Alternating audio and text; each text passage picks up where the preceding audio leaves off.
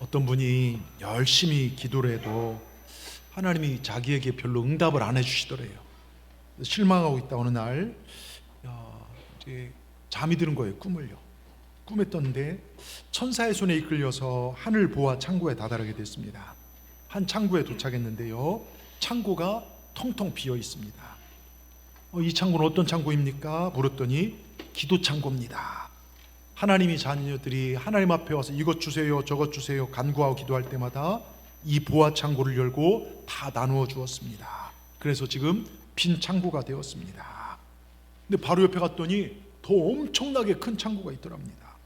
그래서 이 막 보니까 그 창고 안에 하늘까지 막 보아가 차 있고, 그래서 이 창고는 무슨 창고입니까? 했더니 감사 창고입니다.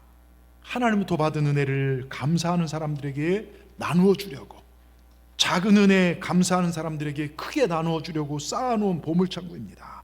그런데 성도들이 하도 감사를 하지 않기 때문에 그대로 보물이 쌓여져 있습니다. 그렇게 천사가 얘기한 걸 듣고 깜짝 놀라서 이 성도가 성전으로 올라가서 엎드려 감사하기 시작했습니다. 하나님께서 내게 부르신 은혜를 헤아려 보기 시작했습니다. 일마다 때마다 함께 하셨던 그 하나님의 손길을 느껴가기 시작했습니다. 작은 것을 가지고 다른 사람들에게 나눠주며 감사했습니다. 하늘 보아 신령한 은혜가 그 인생 가운데 넘치게 되었다는 것입니다. 여러분, 이제 2025년 2주 정도밖에 남지 않았습니다. 지난 날들 한번 돌이켜 보시길 바랍니다. 감사할 일이 많이 있습니까? 아니면 뜻대로 되지 않는 일들에 후회만 가득하십니까? 여러분, 돌이켜 보면요, 하나님의 손길이 나를 여기까지 인도하지 않으셨습니까? 특별히요, 오늘 주님 전에 나와서 예배하는 여러분, 그냥 왔다 그냥 가지 마시기를 간곡히 부탁드립니다. 주님의 손길을 느끼시고 돌아가시길 바랍니다. 나를 사랑하시는 하나님의 그 사랑을 느끼시고 돌아가시길 바랍니다. 나를 위해 독생자를 아낌없이 내어주시고 심하다 때마다 나와 함께 하시는 그 뜨거운 사랑을 풍성히 안고 삶의 현장으로 돌아가시는 우리 모두가 되기를 주의 이름으로 축원합니다. 오늘 본문에는 정말 어떤 상황에서도 풍성한 삶, 부유한 삶, 감사의 삶의 지혜를 깨달은 한 사람이 나옵니다. 누굴까요? 사도 바울입니다. 바울은 믿음으로 살고자 하는 모든 오고 가는 교인들에게 인생의 수많은 문제를 해답을 주었고, 우리의 신앙의 롤모델이 되는 사람이 바로 바울입니다. 특별히 그는 우리가 풍성하게 살 수 있는 삶의 비결을 가르쳐 주었습니다. 우리도 이렇게 살기를 원합니다. 여러분, 주님을 오심을 기다리는 이 대강절 이 시기, 또한 한 해를 마무리하는 이 시기에 정말로 우리가 추구해야 할 신앙과 어떤 자세로 주님을 기다려야 하는지 말씀을 살펴보면서 몇 가지 영적 교훈을 얻고자 합니다. 첫째, 우리 같이 제목 읽겠습니다. 감사하며 주님 오심을 기다려야 합니다. 오늘 본문 13절에 보면 우리 너무 잘 아는 빌사일삼이라고 하죠. 많은 믿음의 사람들이 대단히 좋아하는 성경 구절 중에 하나가 빌사일삼. 뭡니까? 내게 능력 주신 자 안에서 내가 모든 것을 할 수 있느냐. 빌립보 4장 13절. 오늘 읽은 말씀은요, 잘 들어보십시오. 사도 바울이요, 로마의 어느 별장에서 정말 대접받으면서 쓴 게 아니에요. 그토록 로마를 가기를 원했지만 죄수의 몸으로 끌려갑니다. 배고프고 매맞아 터지고 춥고, 로마나 저희나 나라치가 거의 비슷합니다. 언제 참수될지 모르는 바로 이 로마의 감옥 속에서 이 글을 쓴 것입니다. 그런데 이 사도 바울이 로마 감옥에 수감되었다는 소식을 듣고, 다른 교회는 안 그런데 빌립보 교인들은요, 산 넘고 물을 건너 먼 로마까지 유문품을 싸들고 면회로 왔습니다. 감옥 생활에 필요한 모든 것을 한 보따리 막 정말 풀어놓더니 사도 바울이 그 유문품을 받아들고 답사라는 내용이 오늘 본문의 내용이에요. 그 빌립보 교인들은 눈물 콧물 흘리면서 아유, 우리 바울 목사님 정말 고생한다 찾아갔더니 엉뚱하게 그는 내게 능력 주냐, 내가 모든 걸 할 수 있느니라, 이렇게 말씀하신 것입니다. 여러분, 이 말씀은요, 무슨 소원이든지 내가 이룬다 이런 뜻이라기보다는요, 어떤 환경에서든지 나는 승리할 수 있다 이런 뜻이 있어요. 그러니까 내가 배부른 것과 배고픈 것이 나는 아무런 차이가 없다. 배부르다고 내가 교만하고 배고프다고 막 어디 정말 하나님부터 멀어지는 게 아니라 나는 어느 때든 하나님 중심으로 산다. 여러분, 참 대단하지 않습니까? 여러분, 사도 바울이 지금 감옥에서 기뻐한 것은요, 빌립보 교인들이 찾아와주고 그들이 넣은 사식이나 위로금이나 선물이 아니라 사도 바울의 기쁨은 오직 예수. 여러분, 그의 삶은 예수 그리스도에게 뿌리를 내리고 있었고 사도 바울의 인생 목표는 예수 그리스도였습니다. 그가 살아간 이유도 주님 때문이었습니다. 오직 예수님 때문에 행복했고 기뻐하며 감사하며 살아갈 수 있었습니다. 여러분, 우리도 이렇게 사십시다. 환경 때문이 아니라 오직 예수님께 촛대를 정하고요. 여러분, 우리 교회 다닌 분들이요, 신앙생활하는 가운데 가장 당황해하고 잘 해결하지 못하는 문제가 이 문제입니다. 내가 예수 믿으면 만사형통하고 뭔가 잘 풀려야 하는데, 그런데 갑자기 질병이 찾아온다거나 갑자기 자녀가 심각한 문제를 일으킨다거나 갑자기 경제적으로 부도가 나거나 어려움 등 형통과 반대되는 그 현상에 내게 찾아왔을 때 그때 쉽게 낙심해버리고 맙니다. 그럴 때 우리 안에 드는 생각이, 아니 교회 다니는 게 내 생활에 무슨 유익이 있을까?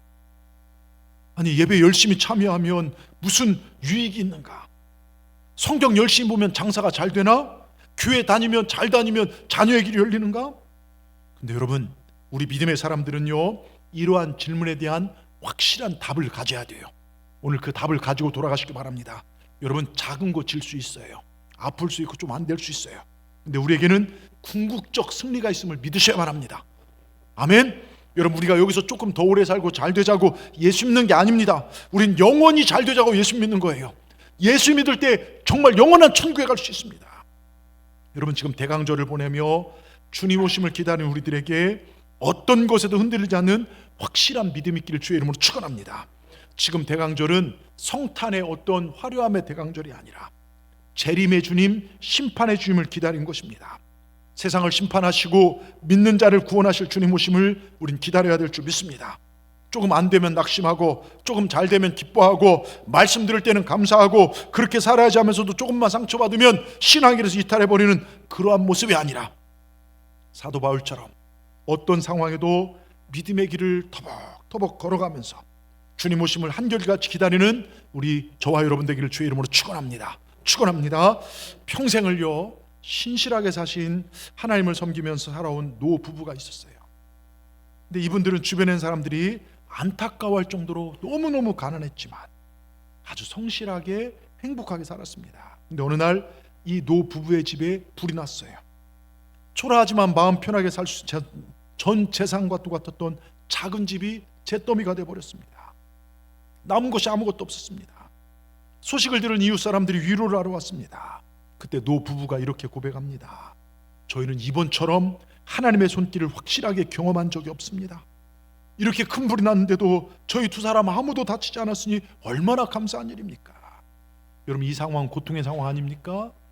내가 우리 부부가 열심히 하나님 믿었는데 하나님 맨날 가난하게 하시고 집 결국 불나서 불태워버리, 이게 뭡니까가 아니라 그런 고통 가운 상황 속에서도 만족을 다한다는 것, 감사한다는 것은요 말이 안 될 것 같지만 여러분, 실제로 우리 삶의 주변에 보면 그런 고백을 드린 분들이 참 많이 있습니다. 전에 제가 담당했던 한 권사님, 길을 가다 넘어져서 팔목이 부러졌어요.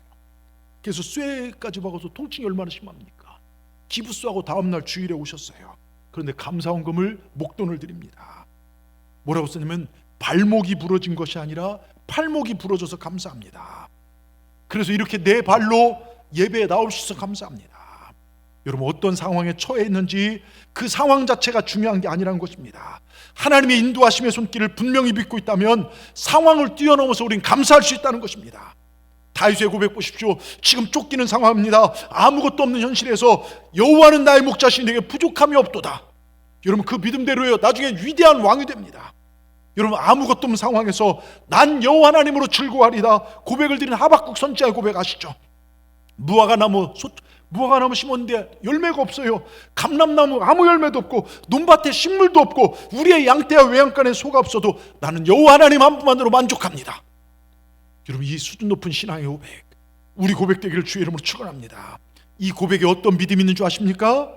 지금 없는 것을 채우실 주님이 계신다, 이 믿음이 있더라고요. 감사는 없는 것을 만들어냅니다. 그러게 여러분, 미리 감사하시길 주의 이름으로 축원합니다. 어떤 형제님의 간증을 들은 적이 있어요. 이제 신혼인데 아내가 자궁 내막증이 있어요. 그러다 보니까 생리 때 엄청난 고통을 합니다. 그래서 응급실에도 몇 번 실려갈 상황이에요. 이 부부의 짐입니다.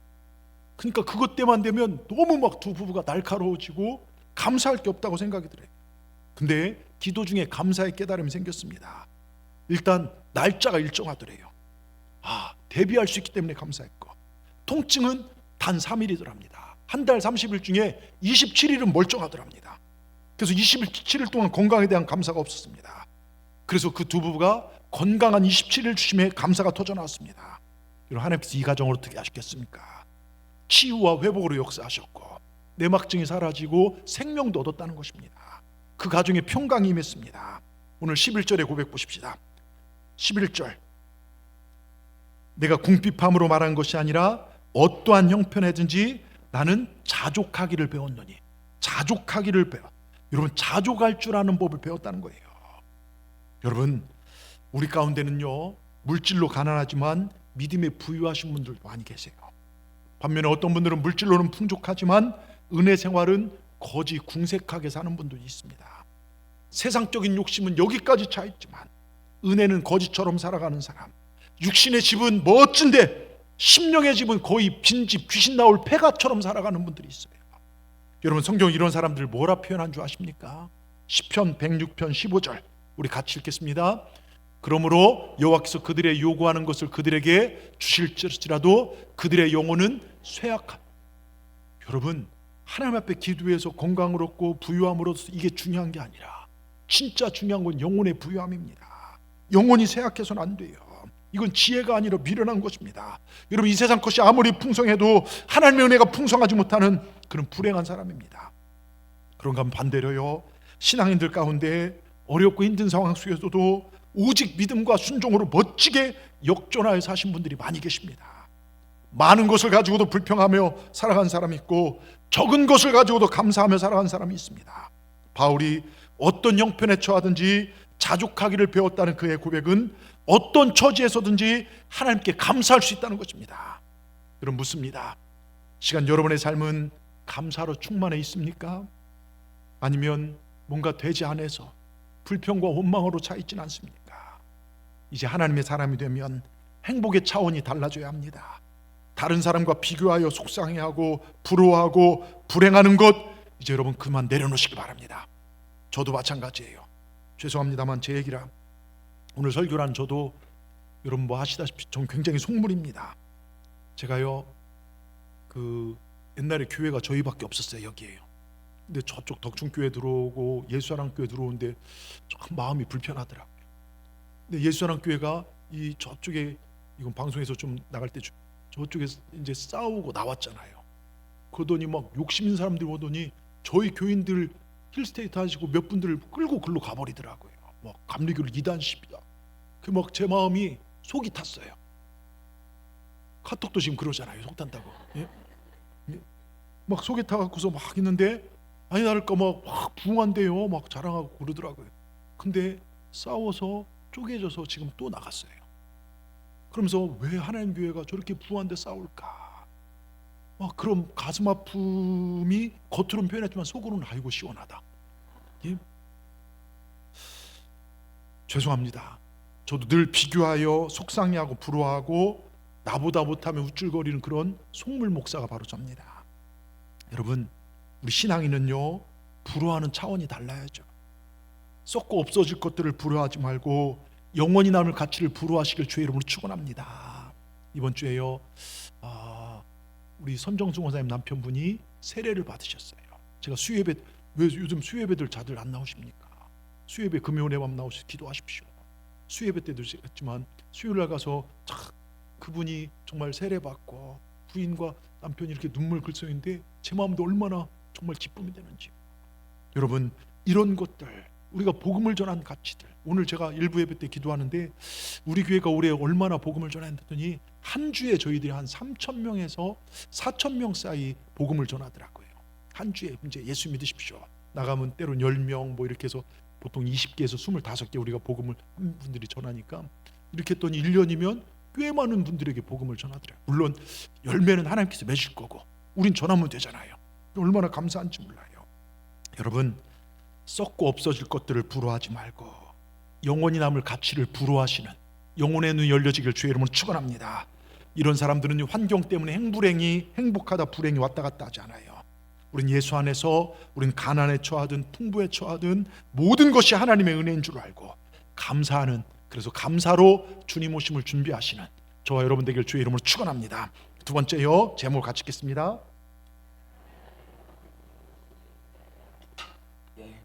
여러분 앞에 크리스마스 장식 보이시죠?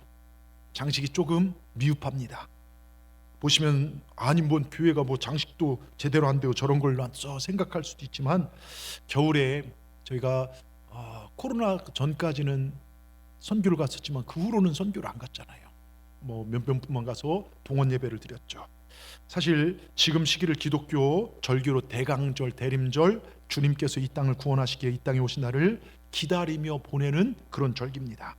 자, 주님의 오심을 기다려야 할 때 우리가 할 수 있는 가장 아름다운 일이 뭘까? 사랑을 나누는 것입니다. 그래서 우리가 올 초에 고난 주간에 하루 한 끼 금식에서 저녁에 성금요 성찬 예배를 드릴 때 그 모은 것 한 끼씩 해서 그 모은 걸 가지고 요 동네 밑에 아저씨, 혼자 사시는 아저씨 집을 리모델링하고 저기 만성리에 할머니 댁을 리모델링했는데 그 할머니가 저희 교회를 지지난주 오셨는데 오늘은 안 오셨나 보구나.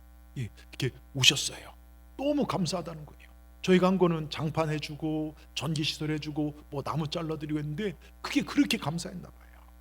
여러분, 그렇게 사랑을 나눌 수 있다는 것, 여러분 특별히 그래서 이번 성탄트리는 누구 한 명이 장식하는 것이 아니라 같이 장식하는, 저 뒤에 구슬이랑 이런 걸 팔 거예요. 옛날에 했죠. 거기다 구슬 하나에 뭐 10,000원 내든 50,000원 내든 100,000원 내든 그건 여러분 자유입니다. 거기에 이름을 적고 가정의 기도 제목을 적어서 내가 와서 손으로 직접 장식하는 것입니다. 여러분, 그 수익금으로 우리가 해외 선교도 쓸 수 있고 우리 주위에 어려운 분들을 구제하려고 합니다. 여러분, 이 대강절기에 추위와 배고픔과 외로움 가운데 있는 여러분 주위의 어려운 자들을 우리가 도울 수 있을 때 하나님께서 너무너무 기뻐하신 것입니다. 여러분, 기쁨으로 참여해 주시기 바랍니다. 아유, 맨날 뭐 저런 걸 한다, 이건 입에도 담지 마세요. 안 하려면 하지 마세요. 그런 분들은요, 괜히 하나님 앞에 혼나요. 그런 분들은요. 여러분, 우리 매일 주님의 은혜를 갈구하잖아요. 주님 은혜 달라고 하면서 여러분, 받는 기쁨보다 주는 기쁨이 크고요, 모으는 기쁨보다 나누는 기쁨이 더 만족스러운 게 그게 기독교인입니다. 내가 이만큼 했으니 받아야지, 그때부터 신앙 병들기 시작합니다. 여러분, 이런 찬양 있잖아요. 사랑은 참으로 버리는 것, 버리는 것, 버리는 것. 사랑은 참으로 버리는 것, 더 가지지 않는 것. 동전하니 움켜장 없어지고 쓰고 빌려주면 풍성해져 땅 위에 가득하네. 여러분, 주님 주신 풍성함이 여러분 삶에 가득하기를 주의 이름으로 축원합니다. 요즘요, 애완견들 집에서도 많이 키우고 애완견 엄청납니다. 예? 그러니까 저희 예진이가 아빠 제발 설교 때 뭐 보신탕 먹는다는지 그런 얘기 하지도 말라고, 그거 하나 이게 스크립트에서 올리면 아빠 끝장이다 막 이런 얘기, 또 막 정치적 색깔 얘기하지 마. 그렇게 하여튼 저를 이렇게 코치해줘서 감사한데요. 근데 하여튼 어떤 분이요, 죽은 개 한 마리를 안고 목사님 찾아왔대요. 목사님, 저의 애완견이 죽었습니다. 불쌍한 이 개의 장례식을 치러주면 안 되겠습니까? 목사님이요, 안타까우지만 저도요, 개를 위해 제가 기도를 해봤어요. 개가 병들었다고 와서 기도해달라고 해서, 근데 개 장례를 치러본 적 없어요. 근데 그래서 이 목사님 그랬더니, 안타까운 일이지만 개를 위해서 목사가 장례를 치를 수는 없습니다. 그랬더니 개 주인이 봉투를 하나 반짝 꺼내더니, 아이고 1,000,000원 헌금으로는 장례원금이 모자라는 모양이군요. 한 500만원쯤 보태서 저 밑에 교회 가야겠. 그랬더니 이 목사님이 1,000,000원 500만원 눈이 막 동그래져 갖고서 얼른 죽은 개를 받아들고, 왜 진작 이 개가 개신교 개라는 걸 얘기하지 않았습니까? 여러분, 잘 들으십시오. 아무런 보상이 없어도 기쁨으로 섬길 수 있는 것, 아무리 힘이 들어도 불평 없이 감사함으로 감당할 수 있는 사역, 그게 하나님 일이 돼야 돼요. 성가대도 그렇고요, 교사도 그렇고요, 여선교회도 그렇고요. 여러분, 하나님이 보고 계십니다. 교회를 맡으면서도 여러분, 우리 여기 다 생각과 삶이 틀립니다. 내 마음에 이 사람 안 들 수 있고 들을 수도 있어요. 그 생각이 안 맞아도 내가 지금 하는 일이 하나님의 일이니까 감사함으로 그 사역을 감당하는 것, 이게 하나님의 사람들의 삶입니다. 여러분, 하나님의 일을 할수록 힘이 생긴 일이 여러분에게 있습니까? 교회를 쓸고 닦고 할수록 기쁨이 생깁니까? 얘기를 하고 또 자꾸 얘기해도 하고 싶어지는 그런 전도의 마음이 있어야 될 줄 믿습니다. 그것이 하나님께 영광이고 이웃에게 사랑이 될 수 있다면 얼마나 감사합니까? 여러분, 예배 올라올 때마다 기쁨이 넘치길 주의 이름으로 축원합니다. 이 예배를 드린다는 것이요, 시간이 가는 것이 아깝고 아까운 것이 예배 시간 되시길 바랍니다. 드려도 기쁨이 넘치는 것이 여러분이 드리는, 하나님께 드리는 예배가 되시기를 주의 이름으로 축원합니다. 여러분, 이번 주 수요일 새벽 기도하는데 갑자기 2층에 앰프가 나갔어요. 안 그래도 보통 그 앰프 전문가가 오더니 보통 7년에서 10년 주기로 교체를 한대요. 믹서기나 앰프를 교체를 하는데 뭐 그렇게 많이 쓴 건 아닌데 저희 2층 것이 사실은 제가 와서 이게 다 교체한 겁니다. 그래서 본당에 있는 걸 내렸어요. 그러니까 동산께 입당할 때 들어왔으니까 25년이 넘은 것이죠. 예, 정말. 그래서 생목소리로 설교를 하고, 그리고 이제 그날따라 또 담토 예배도 있고 저녁 수예배도 제가 이렇게 진행하고 하다 보니까 목이 좀 불편했어요. 근데 오전에 어디서 예배 드리고 오는데 한 권사님 전화가 왔어요. 울먹이시면서 집이 어렵고 힘들다고. 어려운 형편인 걸 제가 잘 압니다. 남편 돌아가시고 생길 데가 없어요. 너무 어려우신 분이십니다. 근데 그 어려운 형편에 하나님께서 마음을 주신 거예요. 이 음향에도 잘 모르지만 이만큼 헌금하고 싶다고. 그 100만 원을 수예배 때 가져오셨어요.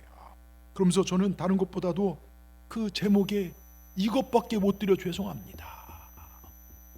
여러분, 어떻게 보면 전부예요. 제 마음으로 울었습니다. 여러분, 이분에게 1000만 원이 넘는 가치가 있을 거예요. 아까워하지 않고 하나님의 교회를 위하여 섬기는 그 마음과 삶을 주님께서 받으신 줄 압니다. 우리 주님, 우리의 중심을 보십니다. 여러분 보세요.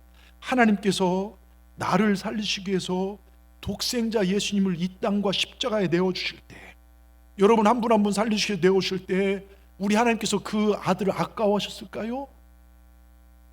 예? 여러분, 십자가에서 내 죄를 담당하신 주님의 그 모습을 상상해 보십시오. 내가 왜 이런 인간들 때문에 죽어야 돼 그러셨을까요? 여러분이 주님께서 우리를 고치실 때의 모습을 상상해 보십시오. 내가 힘들어하실 때 나를 안아주시는 주님의 모습을 생각해 보십시오. 거기에 짜증이 있으셨을까요? 내가 저런 인간 때문에 왜 죽어야 하나 분노와 원통함이 있었을까요?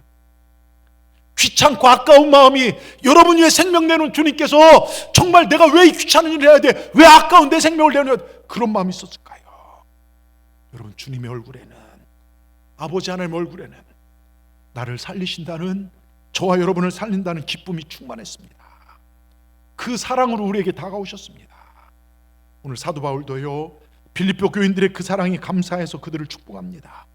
여러분, 다른 교회는 안 그런데 빌립보 교인들은요, 가난할 때든지 풍부할 때든지 하나님이 원한 걸 먼저 행했습니다. 그들을 억지로 하지 않았습니다. 하나님의 일을 성경 읽어보세요. 기쁨으로 행했습니다. 그 어려운 상황에 있는 사도 바울을 돕고자 헌금을 하고, 그 헌금을 사도 바울은 정말 쓰고 어려운 교회를 돕고, 그래서 난 풍성하다 얘기합니다. 그러니 사도 바울이 볼 때 그들은 풍성한 축복을 받아도 충분하다는 것입니다. 그래서 고백합니다. 너희 쓸 것이 풍족해지기를 말입니다. 그게 빌립보서를 정리하면서 제일 마지막에 4장 19절에 이렇게 말씀합니다. 우리 같이 한번 읽어보겠습니다. 나의 하나님이 그리스도 예수 안에서 영광 가운데 그 풍성한 대로 너희 쓸 것을 채우시리라. 지금 나는 감옥에 갇혀 있지만 이런 나를 위하여 너희가 위험을 무릅쓰고 찾아와서 목회자의 위로가 되며, 또한 빈손으로 오지 않고 너희가 귀하게 여기는 물질을 주면서 사도 바울을 위로하는 그들을 사도 바울은 그 입을 벌려 축복하더라 이것입니다. 하나님께서 풍성한 대로 너희 쓸 것을 채우시리라. 원하옵기는요, 저는 동산의 모든 성도들의 삶에 천지를 창조하신 하나님께서 채우시는 풍성한 축복이 있기를 주의 이름으로 축원합니다. 그런데 여러분, 늘 풍성한 예물은요, 축복의 씨앗이 됩니다. 풍부 속에 넘치는 감사를 모르는 사람은 종자씨 까먹는 어리석은 농부와 똑같습니다. 여러분, 아무리 배고파도요, 종자씨 먹으면요 한 2, 3일 살 수 있지만 그 굶어 죽습니다. 여러분, 하나님께 드릴 감사와 11조 봉헌 잘 쓸 것 같지만요, 아닙니다. 여러분 보세요. 수도가 발달하기 전에 옛날에 펌프질 해보셨습니까? 요즘 어린이들은 모를 거예요. 펌프가 뭔지요. 근데 저는 어렸을 때 그 저희 큰집 가면 펌프가 있었어요. 여러분, 자, 이 몇 시간 사용하지 않는 펌프는요, 아무리 펌프질해도 끼덕거리지 물은 안 나와요. 땅 속에 물이 없는 것이 아니라 펌프에 물이 말랐기 때문에요. 땅속의 물을 펌프로 끌어올린 데는요, 한 바가지의 물, 뭡니까? 마중물이 필요합니다. 물을 펌프에 붓고 펌프질하면 지하수가 펑펑 올라옵니다. 여러분, 지금 우리는 풍성한 은혜 가운데 살면서도 때론 이 신령한 펌프가 메말랐기에 은혜의 생수가 솟아오르지 않아요.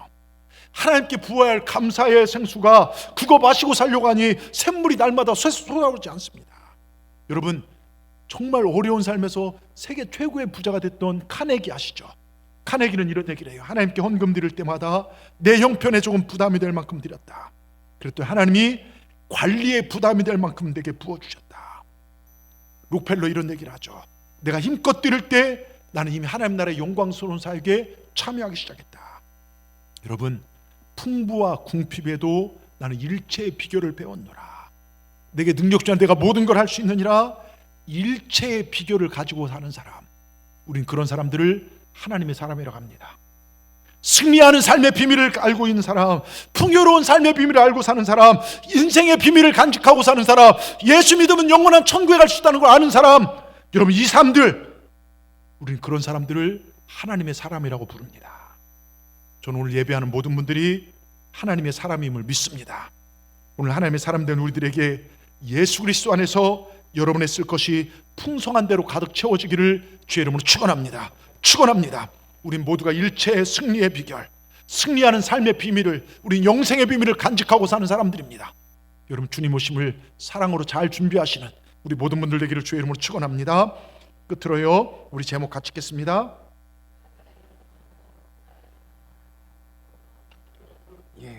여러분, 어떤 사람이 열심히 기도했대요. 가장 행복하고 좋은 마을에서 살게 해달라고. 이사 갔는데 너무너무 좋은 마을이 정말 찾았습니다. 근데 거기 살다 보니 한 몇 달 살다 보니까 다툼과 갈등의 문제가 생기더랍니다. 그래서 다시 좋은 마을을 찾아놨습니다. 그리고 또 시간이 지나서 같은 문제가 생겨납니다. 다시 한번 열심히 기도합니다. 하나님, 이 세상에 좋은 마을 없습니까? 전 행복하고 정말 사랑이 넘치는 마을 살고 싶은데 왜 늘 사람들이 그렇게 이기적이고 자기밖에 모를까요? 그때 하나님께 대답하십니다. 너 때문이다. 너 때문이다. 네가 가는 곳마다 그 전에 행복했는데 네가 가서 그렇게 만든 거다. 여러분, 우리 똑같은 착각 속에 살 때가 많아요. 문제의 가장 첫 번째 출발점은 다른 사람이 아니라 나더라고요. 내가 변해야 다른 사람도 변하고, 내가 변해야 환경도 바뀌는 것입니다. 그걸 깨닫는 게 겸손입니다. 누구 때문에가 아니라, 누구 잘못 지적하는 것이 아니라, 여러분, 그게 겸손입니다. 여러분, 겸손하시길 바랍니다. 늘 주님 앞에 겸손하시길 바랍니다. 몇 번 이야기했지만요, 우리 교회에 보면 온도계 같은 사람이 있고 온도 조절기 같은 사람들이 있어요.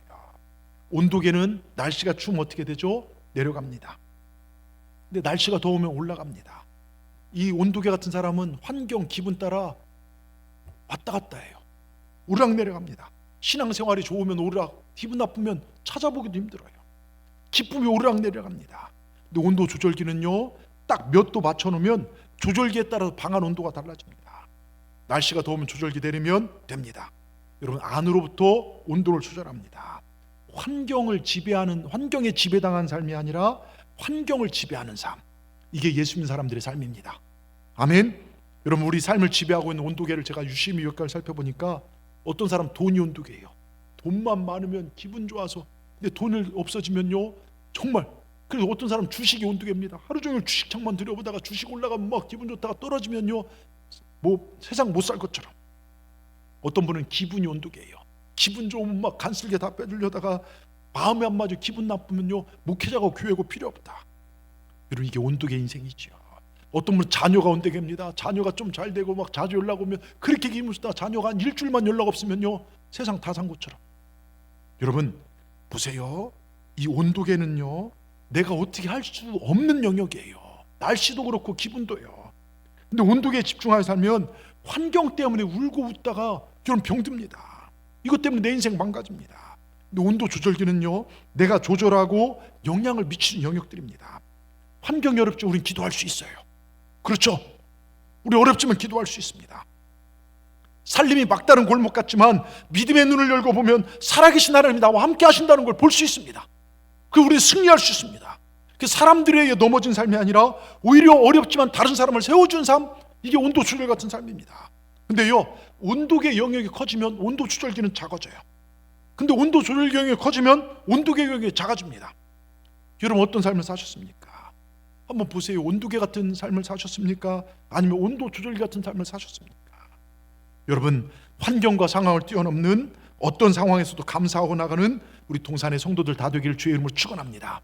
옛말에 이런 말 있죠. 오는 말 고와야 가는 말 곱다. 맞죠?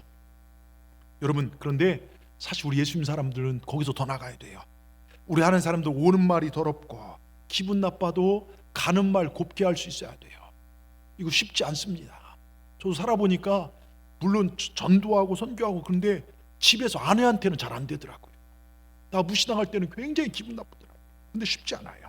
근데 나를 핍박하고 내게 쌍욕을 퍼부을지라도 그에게 예수님의 사랑을 전할 수 있는 게 그게 예수님 믿는 사람들의 삶이에요. 어느덧 한국 교회가 기복신앙만 하다 보니까 나랑 안 맞으면요 서로 싸우고 고소하고 심지어 정치적 색깔이 안 맞으면요 그렇게 비방합니다. 서로 얼굴도 안 보고 상대방을 서로 마귀새끼 막 지옥갈 놈이라고 하나님의 자녀를 자기가 정죄하고 있습니다. 여러분, 간혹 목사님들이 자기의 정치적 신념을 하나님의 뜻이라고 막 백성들을 성도들을 혹세무민하는데 여러분, 이건 자기의 정치적 색깔뿐이지 아닙니다. 우린 서로 포용하고 이해해주고 안아줘야 합니다. 그리고 될 수 있으면 교회 안에서 정치적 얘기 안 했으면 좋겠어요. 예? 차 타고 가는데 이번에 누구 시장 누구, 여러분 이거 안 했으면 좋겠습니다. 또 우리 환경이 좋아야 행복하다는데요, 여러분 이거 세상 사람들 얘기 아닙니까? 하나님의 사람들은 오는 환경이 안 좋아도 다른 사람들 보여주는 환경은 좋을 수 있어야 합니다. 이 시간 여러분의 담임 목사로 권면합니다. 여러분의 온도 조절기를 천국에 정해 놓으십시오. 지난번 제가 문자도 드렸잖아요. 뜻을 주님 앞에 정해 놓으십시오. 그 온도를 예수님께 정해 놓으시기 바랍니다. 그것을 목표로 삼으시기 바랍니다. 그럼 여러분 때문에 가정이, 교회가, 여러분의 직장이 살아나게 될 줄 믿습니다. 제가 몇 번 얘기했지만 제가 부목사로 섬길 때 담당했던 지역 중에 개포동이라는 동네가 있다고 했죠. 거기가 일원동 옆에 개포동 삼성의료원 있고 그 강남입니다. 예? 근데 왜 개포동인가 하면요, 거기 이제 거기서 예배를 일주일에 한 번씩 이 속회 예배를 드리면 그 치과를 하시는 장로님이 계세요. 치과 한 옆에를 하나 자기가 예배 드리려고 이제 임대를 한 거예요. 거기서 이제 예배를 드리면서 한 60-70명 모여서 예배를 드리고 막 밥도 해 먹기도 하고 하는데, 근데 왜 개포동에 했더니 그 권사님 한 분이 그러더라고요. 처음에 왔는데 너무 더럽고 지저분하여 개도 살기를 포기한 동네 개포동. 근데 지금 강남이 돼서요, 부자 강남 개발한 부자들이 거기 가서요 그 밑에까지 지금 엄청난 집값이 장난 아닙니다. 근데 부자들이 거기 살면서 잘 산 동네가 됐어요. 근데 그 권사님 말씀이 그럼에도 불구하고 우린 계속해서 개포동이라고 합니다. 왜 그런가요? 그랬더니요, 개도 포드를 타고 다닌대요. 포도가 아니라 포드입니다. 포드가 뭐냐? 외제차입니다. 뭘 알아야 이렇게 좀 웃든 뭘 하든 하죠. 예? 여러분, 개도 비싼 차 탈 정도로 부유해졌다는 거예요. 잘 들으십시오. 어떤 환경이 사람을 지배하는 것이 아니고 어떤 환경에 누가 거기 있느냐에 따라서 달라진다는 것입니다. 누가 그 집에 사느냐에 따라 지저분한 집이 될 수 있고 깨끗한 집이 될 수 있더라 이것입니다. 어느 교회에 누가 모이냐에 따라서 그 교회가 영향 있는 교회가 될 수 있고 초라한 교회가 될 수 있더라는 것입니다. 여러분이 좋은 성도 되면 우리 교회 좋은 교회 되는 거예요. 여러분들이 몇 명이 싸우고 시끌벅고 하면 싸우고 시끌벅적한 교회가 되고, 여러분들이 열심히 기도하면 우리 교회는 기도하는 교회 되고, 여러분들이 열심히 전도하면 전도하는 교회 되고, 여러분들이 감사하면 감사하는 교회 되는 겁니다. 여러분, 우리가 아름다운 교회를 만들어 가시기 바랍니다. 불평하는 교회, 싸우는 성도가 되면 싸우는 교회 되는 것입니다. 하나님이 찾으신 그 교회, 그곳에 바로 우리가 있기를 주의 이름으로 축원합니다. 감사하는 자리에, 겸손한 자리에, 사랑을 나누는 자리에 바로 여러분이 있기를 주의 이름으로 축원합니다. 여러분 한번 지금까지 돌아보십시오. 지금까지 교회 생활해 오면서 올 한해 조용히 돌아보십시오. 여러분 교회 일하면서 어느 정도 열정으로 하셨습니까? 어떤 감사, 예배 드리는 것도 버겁진 않았습니까? 그렇다면 여러분 회개하셔야 돼요. 정말 열심으로 예배하시고요. 교회 일하면서 어떤 감사가 있으셨습니까? 나는 감사할 일이 없다고 생각한 분 계십니까? 입만 열면 불평과 한숨만 나오진 않습니까? 그래도 그 안에서 감사의 이유를 찾아보세요. 하루 사이에 언제 어디서 무슨 일을 만날지 모릅니다. 병원마다의 환자가 넘치고 갑자기 사고를 나게 실려온 사람들이 무수하더라고요. 근데요, 그 사람들 중에 누구도 자기가 병원에 원해서 병이 나고 사고를 당해 들어온 사람 없을 거예요. 저희 어머니 찾아뵈면요, 이 고관절 수술하고 이게 사는 것이냐, 어쩌다 내가 이러십니다. 누가 고관절 뿌려줘서 수술하고 입원하고 싶은 분 있냐 이거예요. 예? 집에 있고 싶다고 하죠. 또 누가요, 여러분 대소변을요, 저희 어머니가 보면 옆에 고우신 어르신들 계세요. 대소변을 다 하면 냄새가 막, 누가 그렇게 남이 내 대소변을 가릴 줄, 누가 그렇게 살고 싶은 사람 어디 있겠습니까? 누가 어르신들 요양 가고 싶은 분이 어디 있어요? 집에서 다 거하고 싶죠. 예? 여러분, 다 우리는 건강하기를 원하는 사람들입니다. 그러니까요, 이렇게 내 발로 걸어 나와 내가 주님을 예배하고 또 헌신하며 살아간다는 것이 이게 얼마나 감사합니까? 여러분, 우린 두 번 살지 못합니다. 한 번 살아서 일생이라고 해요. 여러분, 이 일생 기쁨과 감사로 살아가시길 주의 이름으로 축원합니다. 이제 14일밖에 남지 않은 2025년, 그리고 주님의 모심을 기다리는 이 대강절기에 여러분 정말 목표를 바로 세워야 될 줄 믿습니다. 그것이 무엇입니까? 오늘 사도 바울의 고백, 읽지는 않았지만 빌립보 4장 4절에 6절 한번 보겠습니다. 너무 귀한 말씀이죠. 주 안에서 항상 기뻐하라. 내가 다시 말하노니 기뻐하라. 너희 과종을 모든 사람에게 알게 하라. 주께서 가까우시니라. 아무것도 염려하지 말고 다만 모든 일에 기도와 간구로 너희 구할 것을 감사함으로 하나님께 아뢰라. 여러분, 그 중간에 뭐가 있는 줄 아십니까? 주께서 가까우시니라. 주님이 가까이 오셨다는 것입니다. 주님 가까이 오신 성도의 삶은 어떤 삶이냐? 항상 기뻐하고, 그 다음에 관용을 알게 하고 감사하는 삶을 사는 것입니다. 여러분, 항상 기뻐하고 또한 모든 사람을 용서하며 감사하는 삶, 이것이 우리의 목표가 되어야 될 줄 믿습니다. 우리는 이것을 위해서 끊임없이 노력해야 돼요. 아시겠죠? 여러분, 제가 몇 번 얘기했지만 저 전주에서 오래전 신문에 실제로 나왔던 이야기죠. 어떤 분이 68세에 운전면허를 땄는데 시험을 몇 번 봤느냐? 760번을 봤대요. 제가 몇 번 얘기했는데 무슨 처음 듣는 표정으로, 예?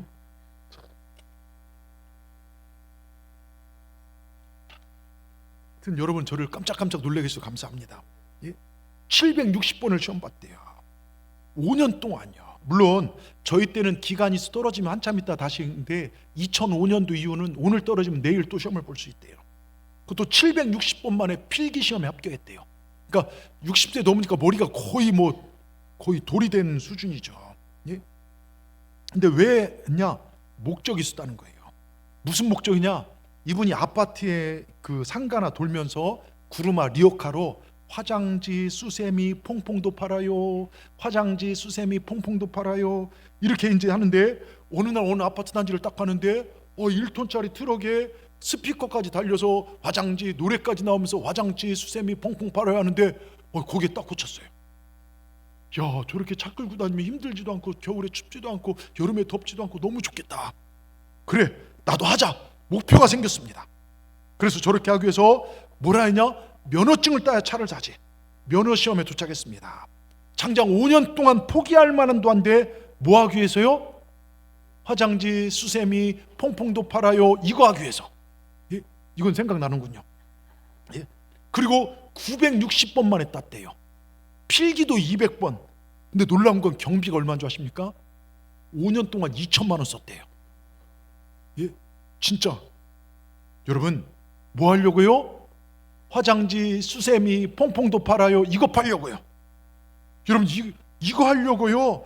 여러분, 5년 동안 2천만 원 이상을 들여 했다는 것입니다. 왜? 목표를 위해서, 목적을 위해서요. 여러분, 이게 목표와 목적의 위대함입니다. 우리는 하나님의 말씀을 순종하고 실천하기 위해서 여러분 어떤 노력을 해왔습니까? 항상 기뻐하고 기도하기 위해서 여러분 어떤 노력을 해왔습니까? 우린 때론 살면서 말씀을 잊고 살 때가 무수히 많습니다.